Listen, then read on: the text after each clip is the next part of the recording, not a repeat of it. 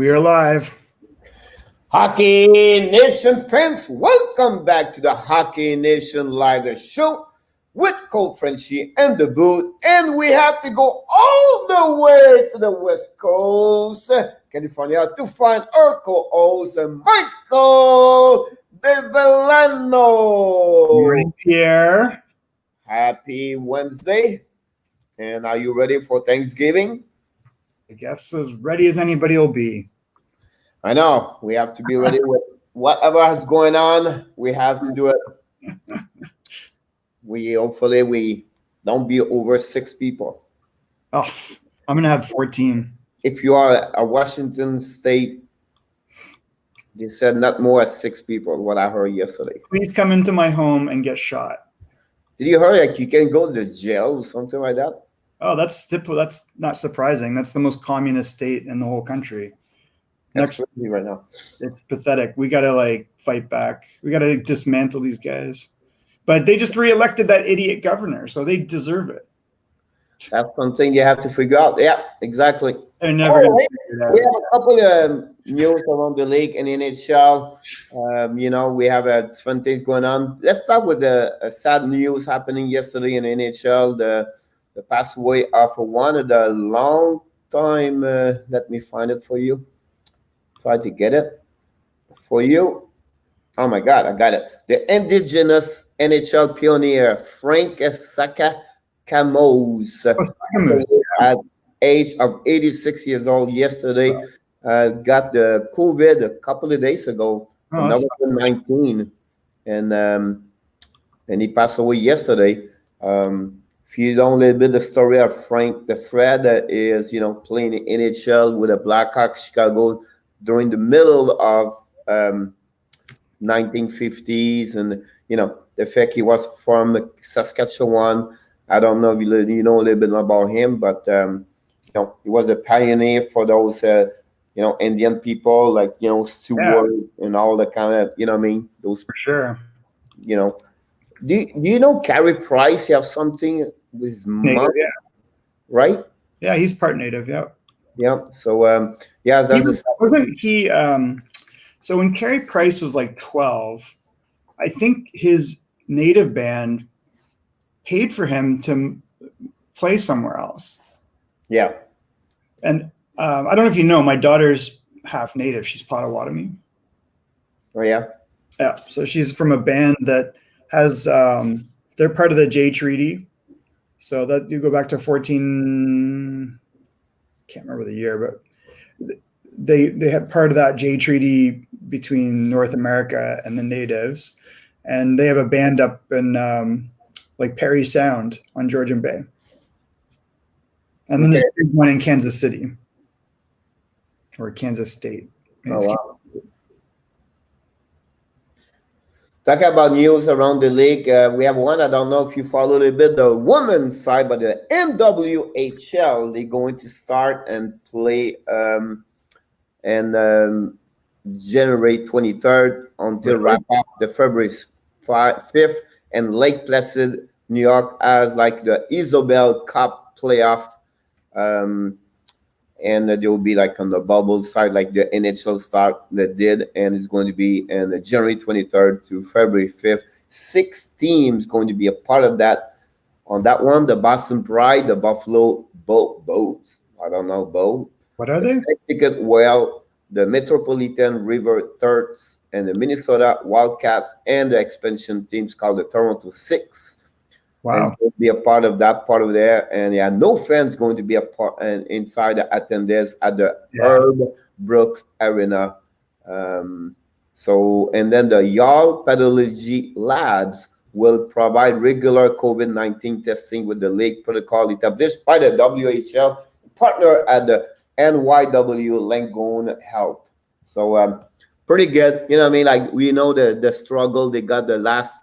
Maybe they've really struggled it's not fan supported for sure, and there's no TV, so it always made sense. Like Kim Pegula, I know, has done a lot from Buffalo to try to help out and run that effectively. I think the answer actually comes from COVID. Like it's funny because I always felt that this should be a tournament league. Make it an event-driven league and make it so that it's, the bubble is the right thing to try for it. And then give them, there's so many channels out there, Pierre. I mean, give them time on TV somewhere. The NHL network could use programming.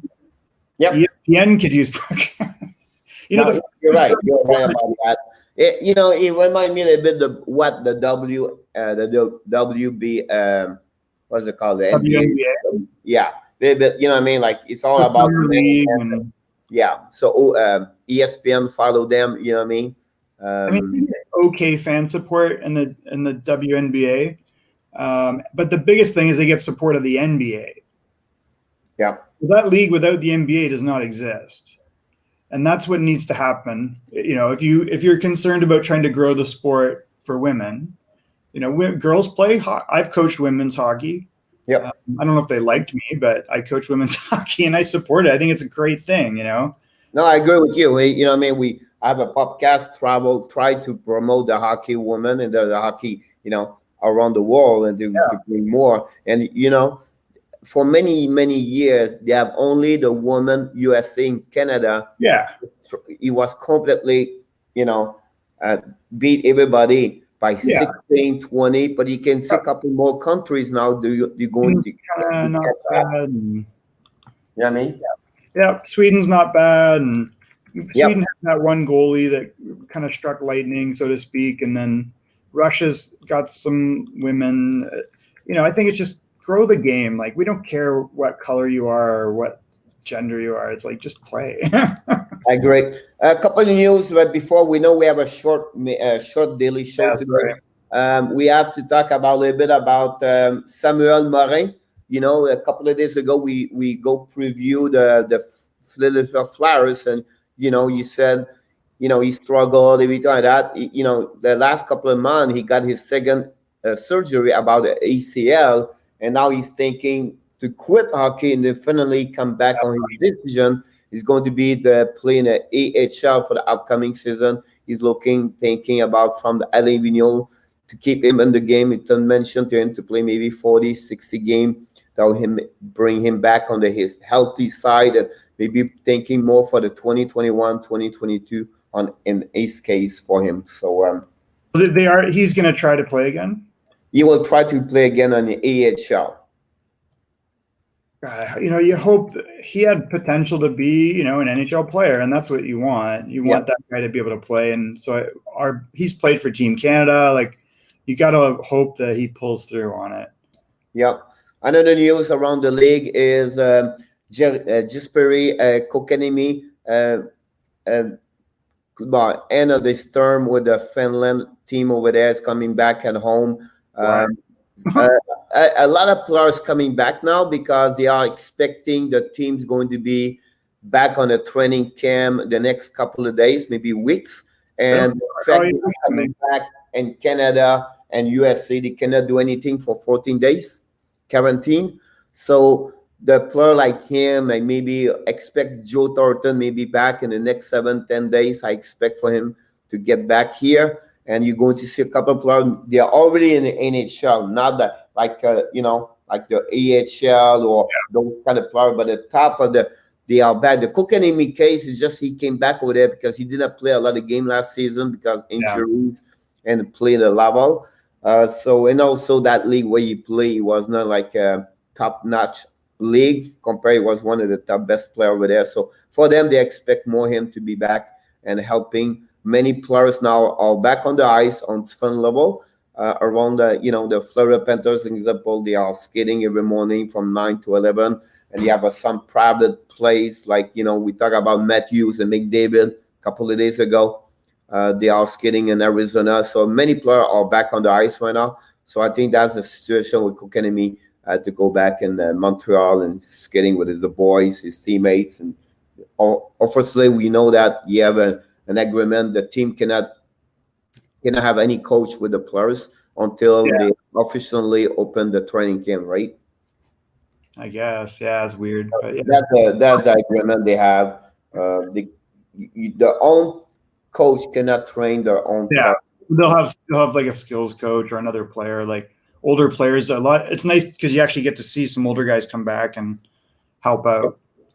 And then finally, talking about Montreal, we talk a lot of discussion around the, its friend website, its friend radio show in Canada about the fact, like, the Philippe Danault and his contract is going to become a UFA in the following year, and the people, don't take a lot in Canada to start a story. So Philippe Danault wants to appear and is playing without contract extension, not be worried. 2 years ago, it was the case. So 3 years ago, you have only 25 points during that year because of the contract situation. So you want to say, you know what, it's not going to bother me this year. It's not going to disturb me. It's going to happen at the point when it'll be ready happening. I think, $5 million should be all right for him. A 5-6 year, that'd be great. First of all, he's a French Canadian. Play with Danault. You think we'll get $5 million? Yeah. It's going to be really interesting to see what he gets. I don't think people realize how good he is at being, he's like in that Ryan O'Reilly, Bergeron area where he gets underappreciated because he does everything very well. So it's going to be interesting to see, like, does a player like that get $5 million? I remember they have a chance to talk with Eric Belanger. Yeah. Ex-NHL players. His son play here in Florida, hockey, between that. He's coach around here. So anyway, we have a chance to talk to him yesterday. And they was talking about Philippe Danault in Montreal a lot. And we talked about this. He said, I won't give him more at $6 million, first of all. Secondly, $5 million would be the max. You know what he told me? What I was impressive. I did not think about this way. What's the most goal he make in the NHL one season? Who, Danault is like 18? 13. 13, right? That's why I say, like, I think $5 million might be high for him, but we'll find out. Like, I don't think 6 is realistic, but he's not, that's the difference. You look at Ryan O'Reilly. Ryan O'Reilly has a multiple 28 goal seasons, leads up to eventually gets 65, 75 points. And I don't know if it's opportunity or ability with Danault, but either way, that's going to affect your contract. So when I hear 5, it sounds big to me, but it wouldn't surprise me to get 4.8 to 5. So he has never been over one season 53 points. So he have 40, 25, 53, 47. Yeah, 13, 8, 12, 13 goal per year. My point to you is third line center, Pierre. Again? That's a third line center. Yeah, exactly. So because you play Montreal, because Montreal didn't have a great center like Malcolm Crosby or O'Reilly or Couturier or Pierre-Luc Dubois, right? The level that, so he become what he's wearing he's overrated like everybody. He's on the wrong chair. Does it make sense? Yeah. Well, he plays third line a lot, and he's shown he can play top line minutes. I guess, and he was complaining about that in the playoffs. It's like, well, I'm a second or first line player. I'm not a third line player. Why are you matching me up against the other team's top player? But that's because, like, he's a great two-way player and he wins faceoffs and he gets some points. So is that $5 million? I think at that moment, $5 million is good for him. That would be good. I don't think so more at this part. For me, I'm honest with you. Could you sign him at $5 million times 5 years and trade him? No, but what happening is he become your best player. He's so good on the community. He's so good. He's a French Canadian. His family's from Victoria. He has kids play hockey over there. He can go all the way over there and say, you know what? I can accept $5 million. That's what they said about. That's what they said about Subban. At $5 million, would someone take that contract? You don't need to anybody. He's only 20. The point is, the value, is he worth $5 million? Because definitely, yes. Who would take him at $5-6 million? Nobody else. But Montreal needs. He's not worth it. Who can pick up the face-off? Doesn't matter. But no, I'm giving you why he deserves $5 million. You can get guys like that for $2 million. Nobody. Who? Absolutely.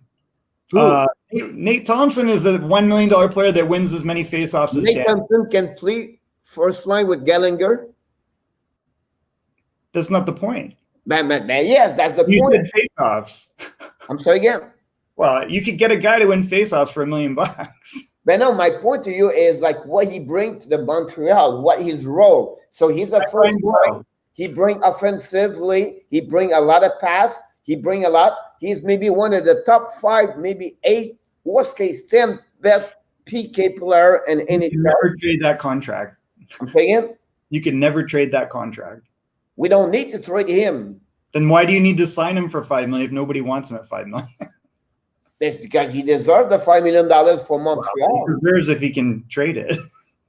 But he can be a place like him. He can like. I like him. Don't get me wrong, I like him. But I think to determine the value, I think emotional decisions in Montreal happen too often. But is you overvalue that guy. So who's going to get his place? Who is going to take his place? Oh, absolutely. Like you have 2 centers that are better than him in Kotkaniemi and Suzuki. You should really believe Kotkaniemi can play top line right now? Well, you better believe it, because if he can't now, he never can.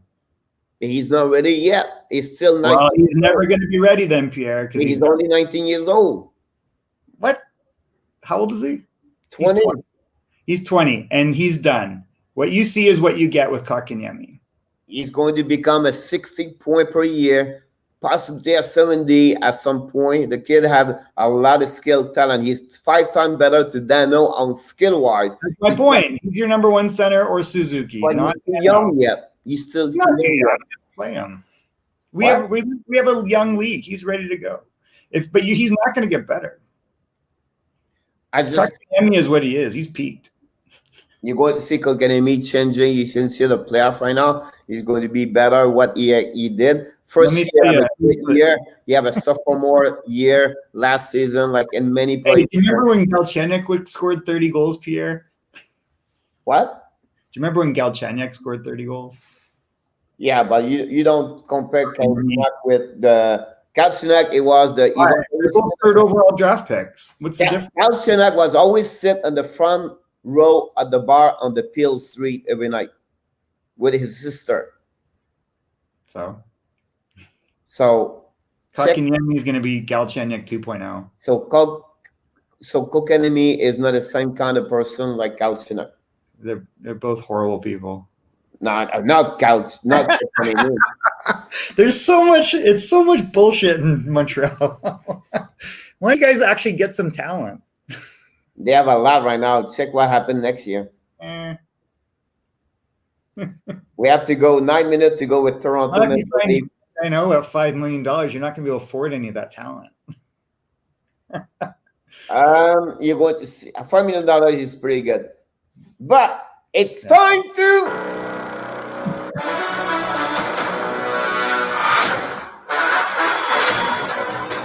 Here we go. Today we are talking about the Toronto Maple Leafs. I don't know why. We should have just skipped them. Well, it is an intriguing story. Once again, they have an absolutely garbage playoff with different personnel. We know they had a coup d'etat where they had a world-class coach in Mike Babcock, and once again using the media, namely Steve Simmonds, and little squeaky baby players that were upset at him. They got rid of a world-class coach to bring in their AHL coach who's never coached in the NHL before. And so the jury's still out, in my opinion, but the Keefe Dubas era is full in. I think Dubas is a good GM. When you evaluate the moves he's made overall, aside from signings, and I don't think Toronto's too worried about money usually because they're so rich. It's one of the richest sports franchises, period. Their real cap would be 3 times any other team probably. Now, that being said, they have to adhere to the cap. So we know they have cap problems every year because they're going to spend to that limit. So we see some pretty aggressive moves in the offseason to try to address the grit and the experience on the team, even though they had John Tavares, who's pretty experienced. So I don't know. Let's see who they bring in. TJ Brodie. I like this move. TJ Brodie's a good defenseman. He's I maybe agree with you on that one. He's maybe a little overpaid in Toronto, but it's not dramatically. I think he can anchor it, still play the top 4. I would like him better at $4 million than $5 million. He can't get the offensive numbers he used to get, but he's still a very good defenseman, and he can skate, and he's tough. So I like that move. And some surprise moves, they bring in a guy whose name I misspelled somehow. Jimmy Vesye, I do not understand this move, but they bring in Jimmy Vesye, the great American hope. I think he's completely overrated and not the character or player they would want, but that's the move they made. Now, then they bring in some veteran guys. Wayne Simmonds, I really like this move. Zach Bogosian. I like Bogosian. I thought he played very well for Tampa last year in a 5-6 role, and he'll do the same thing here for a reasonable amount of money. Then Joe Thornton. This is not the Joe Thornton of 10 years ago. However, Joe Thornton still has a high skill level. He's a big man, and he wants to win. He played his junior hockey in London. He's an Ontario boy. Guys want to come home and they want to win. So I think the desire, when they said we got to get tougher, that's what they were thinking. Simmonds is definitely tough. Bogosian is definitely tough. Brodie is definitely tough. So those are guys that you get toughness without giving up a lot of skill. So there may be smart moves. You see, they bring in some other long shot guys that will help from a depth perspective and maybe a little better. Mikko Lehtonen, we think, can probably play a 5, 6, 7 type role and help them out. Flex between. I like that. Yeah, I don't mind it. So, when I start going through and I start being unemotional about it, I go, you know what? These are valuable pieces that can help a coach. If the coach knows what he's doing, you're going to get every chance in the world to deal with injuries, to deal with attrition, and battle through a long playoff. Now, you got to get there because your best players have to be your best players, so that'll still remain to be seen. But we saw in Dallas what happens when you have a veteran player like Joe Pavelski and Corey Perry, who are maybe not at their prime, but they can lead a team in those circumstances in a short period of time.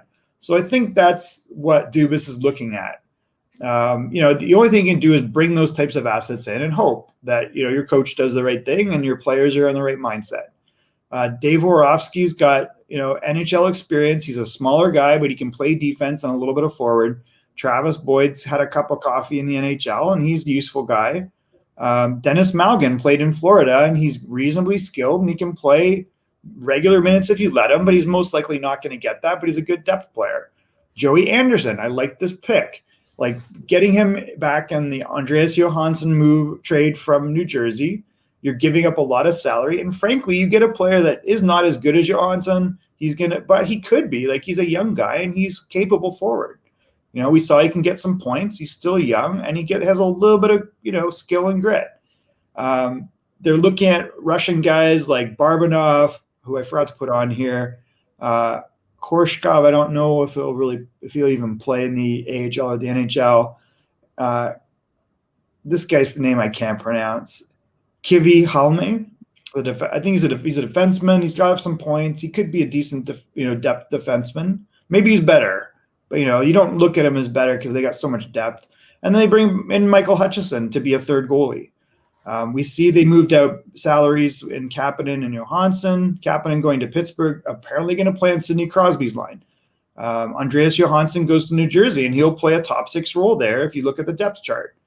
They bring also Aaron Dell. That's a good point. And they have another goalie. That's crazy. Wait, did they get rid of Hutchinson? No, they go with Aaron Dell on top of it. So that's insane. Hutchinson came after Dell. That's crazy when you think about it, because Dell is capable of being an NHL backup, and Hutchison actually showed in the playoffs. And you forget how many games Hutchison's played in the NHL. So they have conceivably 4 goalies that can play in the NHL. What is really interesting, we know what Thornton, Simmonds, and Bogosian and Brodie can do, right? But I like Boyd, Lehtonen, Anderson, right, and Malkin. Those guys going to take the place, maybe the Erval and those, Gauthier and those. Yeah, right, exactly. They bring speed, they bring chance to score. And one kid we don't talk here is Robertson.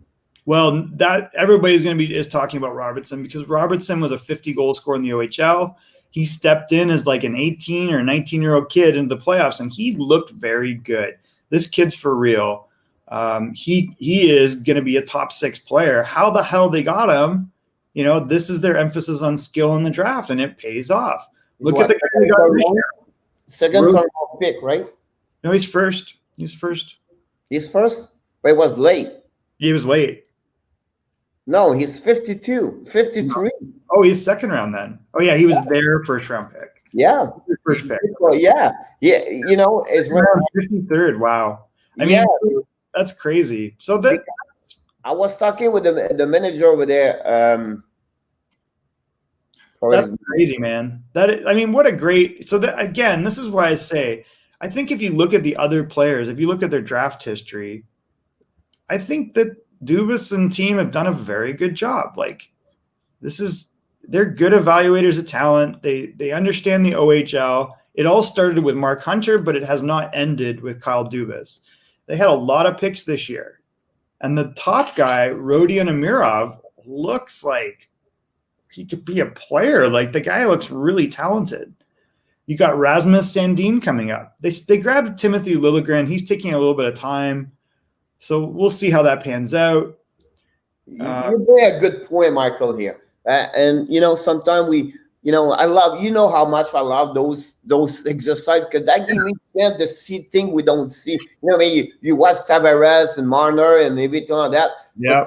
About since 2011, right? 12, yeah. Martin Riley, 5 overall pick. 13, 21, Frederic Gauthier, which is not about this. He's always played 168 game. You talk about number 8 and 14, William Nylander, 300 games over there. Now we got number 4, Mitch Marner, and then you got Travis Dermott over there. Then we go back with Austin Matthews, right? So we know already what he did. But number 17, he played 11 games. I think even Timashov has played. Like, you got guys depth. Like, Carolina grabbed Bracco. I think he can play. Grunstrom's going to play in LA. Like, no, my point to you is you bring a great point here. They know to recruit good draft. Absolutely. It's a really good point here. Unfortunately, I'm like tight for time, but I think when you boil it down, no matter what, the regular season, this team is going to score a lot. They're going to let in too many goals, but they'll still get 95 to 100 points. They definitely dropped this year. The question will be, can they, what do they do in the playoffs? I think they're too good, have too much offense and too much talent not to be in the playoffs. Like, they're going to be right at the top. But then, are they really the top? We're going to find out. When we saw they got eliminated in the playoffs, it's the same old story. So they have to turn the corner, or this could blow up. Yep, you're right. That's the best thing you can finalize this show today. Is Turkey Day. What could happen next year if they don't make the playoff or they get out the first round? Right. I mean, there could be panic for no reason. I believe that the issue is going to be not Matthews, Nylander, or Matthews. Oh man, I missed Marner. Sorry. Look at this. Without Marner, they get 234 goals from the forwards. What? That's crazy, Pierre. Come on, this is nuts. Like, how crazy is that?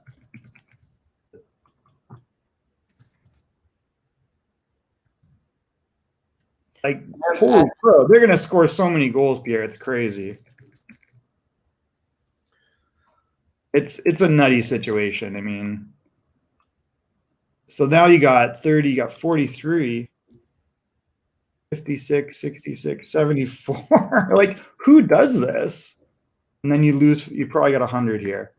Like, it's nuts. Like, they're gonna be one of the top 2 or 3 goal scoring teams in the NHL. Anyways, unfortunately, I have to jump, but we can always revisit this later. No matter what, they're in the playoffs, and then the question is, what do they do? But they have so many depth options that if guys pull pin in the playoffs, they'll just clear them out for the next guy. So maybe it creates a lot of pressure and competition, and they get where they need to be. I don't know. It would be nice to see them get to the 2nd or 3rd round for a change. Amazing. Anyways, I apologize. I have to jump today early.